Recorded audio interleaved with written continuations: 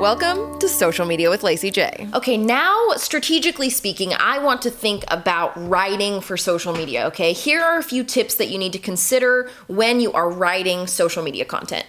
First off, you need to be thinking platform and audience specific for each post. So what do I mean by that? Every time that you're starting a new social media account or you're beginning your work for the first time on a social media account, you should first identify who it is that you're trying to communicate to with your content.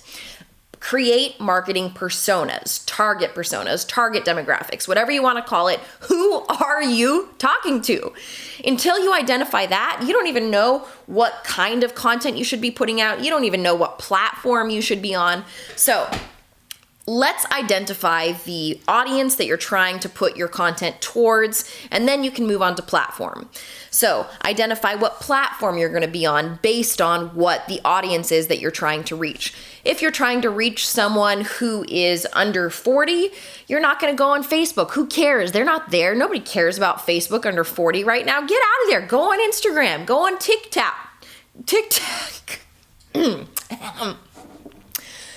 Who cares? They're not going to be on there. You're going to go on Instagram. You're going to go on TikTok. You might even go on LinkedIn based on their demographics and their career and what they're doing in their life right now.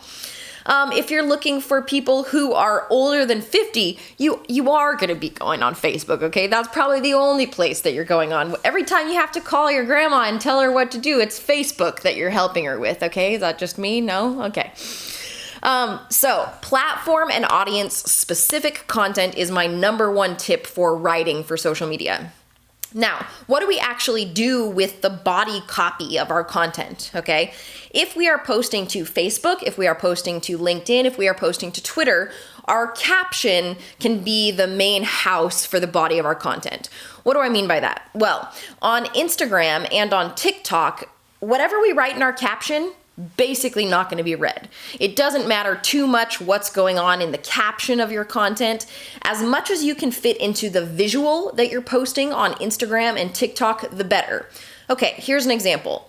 I've been running a campaign on my personal brand accounts that are kind of like little journal entries, okay? Once every other week, I'm posting these journal entries that have to do with mental health, with, like living a human life, basically.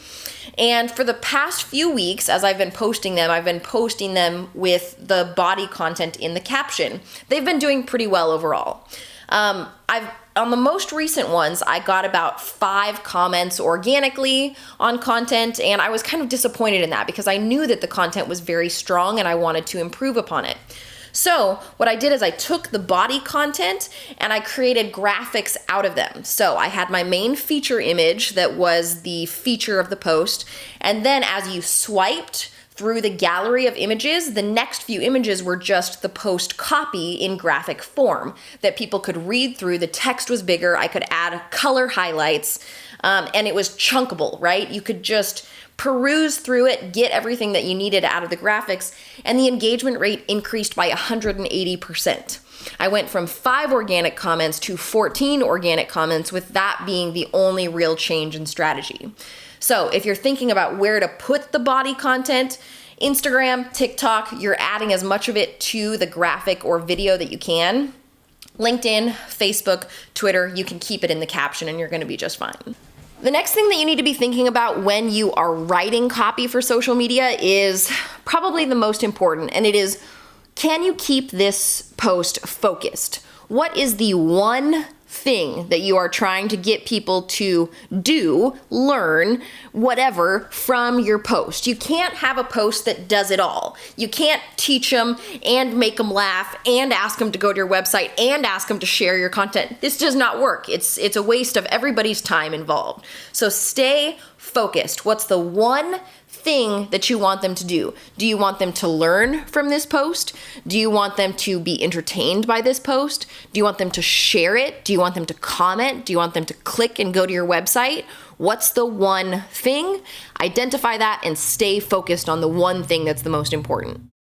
Okay, finally, because social media is such bite-sized media, it's important that you remove all passive language and all passive words from your post. People don't need to be swimming through your content to find the point, okay? When I was in college, my degree was in broadcast journalism, and they taught us very clearly that the most important content needed to go very front, the top of the story. The same is true for social media. The who, what, when, where, why, and what you want them to do all needs to be right at the top. If you want to add some color, you want to add some flavor to your copy, that's fine, but do it in the read more sections, not in the top section where you have just a moment to grab their attention and get them to do what it is you want them to do. So there are some tips for writing copy for social media. There's so much more we could go into, and we do go into that a lot in our membership. A lot of people who are in our Spry Space membership, which is a social media membership that you can come in and get help from experts like me and my senior digital strategist, Adrienne Harvey. They come into our Discord channel, they pop in a post and say, hey, could I get some feedback on that? Adrienne and I are in there every day responding to those kind of comments and trying to get your strategy honed as much as possible so that you're very confident when you put copy out on social media.